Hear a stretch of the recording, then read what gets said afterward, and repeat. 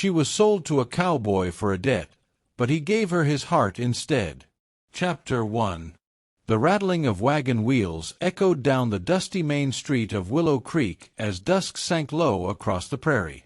Lanterns flickered in the windows of the saloon, and the church bell rang one final time before night. Folks turned their heads, not to watch the sunset, but to watch a young woman step down from the wagon, her small satchel clutched against her chest. Clara Dawson. She had heard the whispers all the way from town to the ranch road. Poor girl! Her pa done sold her off. Her cheeks burned as she kept her chin high, refusing to let tears fall. She had always known her father's debts weighed heavy, but she never thought the day would come when she'd be traded like cattle to clear them. Yet here she was, delivered to a man the town folks called the Angry Cowboy. Jedediah Kane.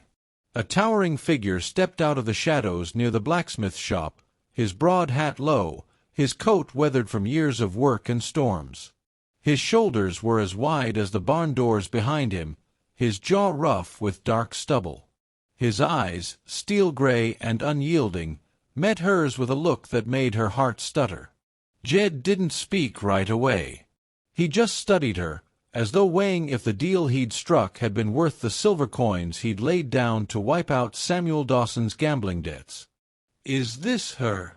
His voice was low, gravelly, and edged with impatience. Clara's father, already half-drunk and eager to be rid of shame, shoved her forward. "Yes, Jed. My daughter. She'll serve you well. Cook, clean, whatever you need. Just remember we're square now."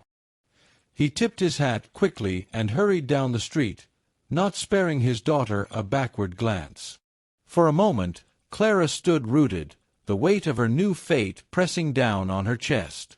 She felt her knees wobble. She wanted to run. She wanted to scream. But she could do neither. Jed's jaw clenched as he looked at her, then at the townsfolk staring openly. His hand flexed against the leather strap of his gloves before he growled, "Let's go." No kindness, no comfort, just command. Clara followed him toward a big black horse tied near the post. He lifted her onto the saddle with such ease it startled her, his hands rough but steady.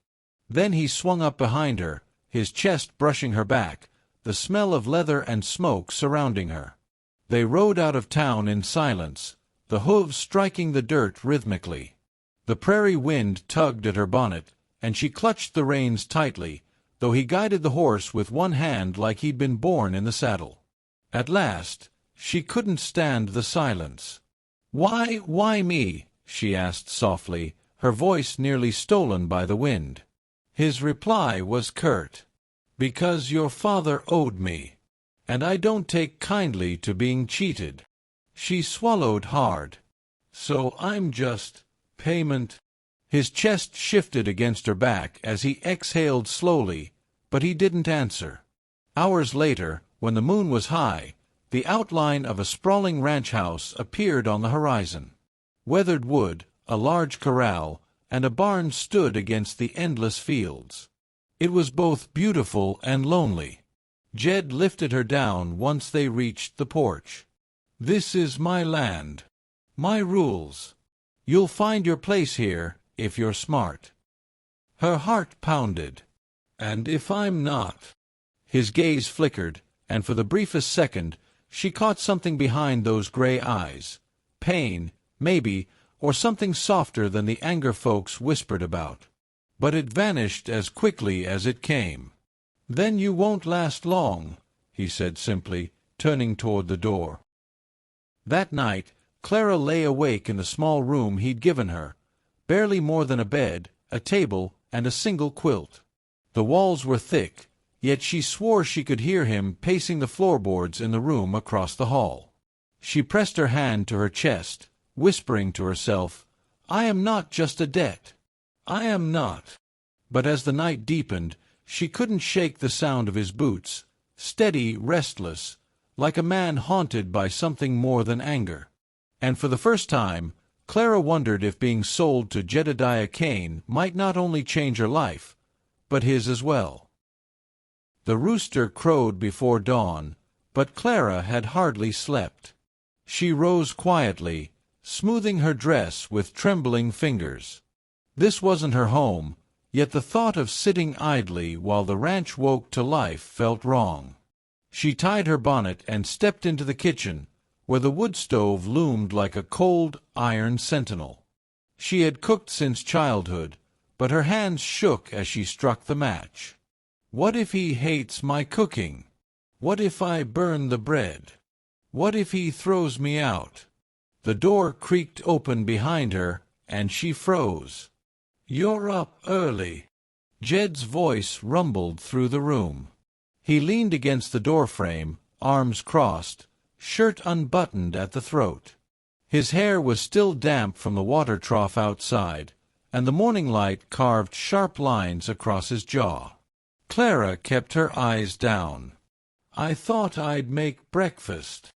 "Don't burn the bacon," he said gruffly, and crossed to pour himself coffee. For a long moment, silence stretched between them. Only the hiss of the skillet and the crackle of fire filled the space. But as Clara set bread and eggs on the table, she noticed him watching her, not coldly, but as though she were a puzzle he couldn't quite solve. He ate in silence, yet when he finished, he muttered, "Not bad." It was the closest thing to praise she had heard since she arrived. Days slipped into weeks. Clara mended clothes, tended the chickens, and learned how to carry water from the well without spilling a drop. Jed never raised his voice, but his silence carried weight. He was a man who built fences alone, wrangled horses alone, ate his meals alone.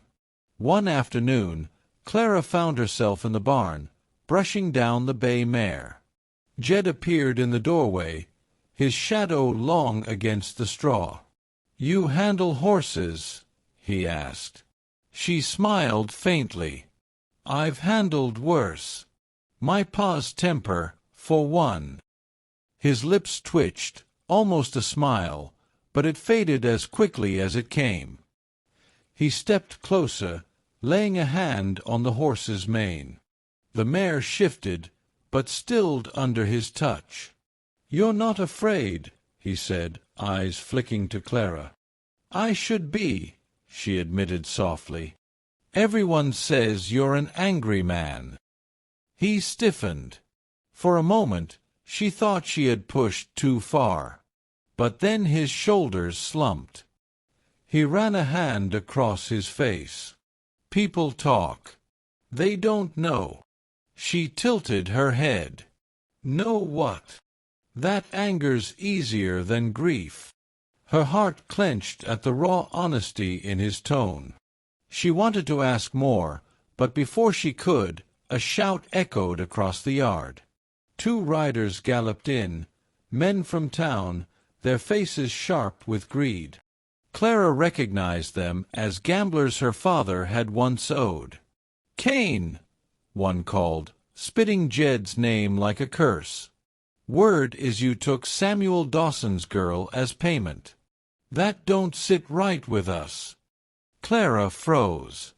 Shame and fear twisted inside her. Jed stepped forward, his stance wide, hand resting on the revolver at his hip. "Debt was mine. She's mine now. You got a problem with that." The men sneered. "You always were a mean bastard, Kane.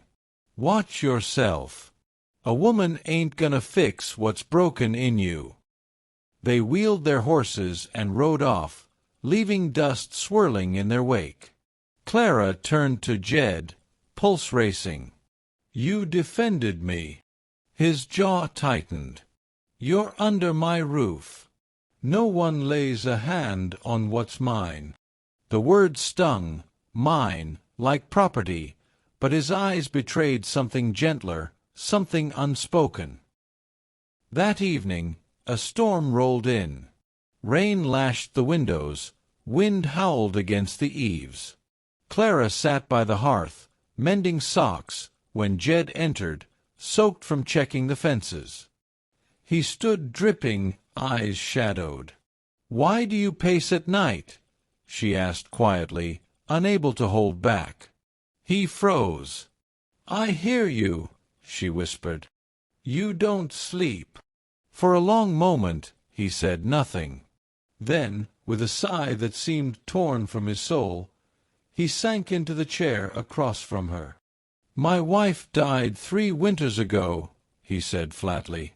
"Lost her and the babe in one night.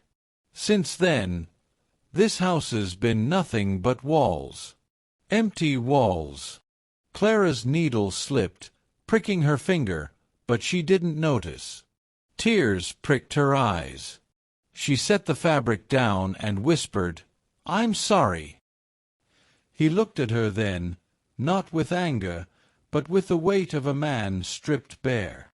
"You think I bought you because I needed payment," he said hoarsely. "But truth is, Clara, you're the only home I have left." Her breath caught. The storm roared outside, but inside, the silence between them softened, no longer sharp and cutting. She saw not the angry cowboy the town feared, but a man scarred, aching, searching. Clara reached across the table, laying her small hand over his rough one. "I'm not your debt," she whispered.